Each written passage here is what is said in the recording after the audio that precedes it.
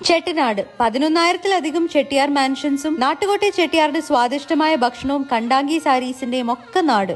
ഈ അതിമനോഹരമായ ഗ്രാമം കാണാൻ 2-3 ദിവസം നിങ്ങളുടെ കയ്യിലുണ്ടെങ്കിൽ എന്തൊക്കെ ചെയ്യാമെന്നുള്ള ഒരു കംപ്ലീറ്റ് ഐറ്റിനറി ആണ് ഈ ഒരു റീല്. 100 വർഷങ്ങൾക്ക് മുമ്പ് ഒരു ചെട്ടിയാർ മകൾ വിശാലാക്ഷിക്ക് കല്യാണത്തിന് കൊടുത്ത ഒരു വീട്. ചെട്ടിനാട് വന്നാൽ നിങ്ങൾ നിർബന്ധമായും എക്സ്പീരിയൻസ് ചെയ്യേണ്ട ഒരു പ്രോപ്പർട്ടിയാണിത്. So welcome to Vishalam by CGH Earth. നിങ്ങൾ ഇവിടെ എത്തിച്ചേരുമ്പോഴത്തേനും പരമ്പരാഗത രീതിയിൽ നിങ്ങൾ സ്വീകരിച്ചതിന് ശേഷമാണ് അവരുടെ സേവനങ്ങൾ ആരംഭിക്കുന്നത്. മൊത്തം 15 റൂമുകളാണ് ഇവിടെ ഉള്ളത്. എല്ലാം തന്നെ രാജകീയം എന്ന് തോന്നിപ്പിക്കുന്ന രീതിയിലാണ് അവർ പണിതിട്ടുള്ളത്.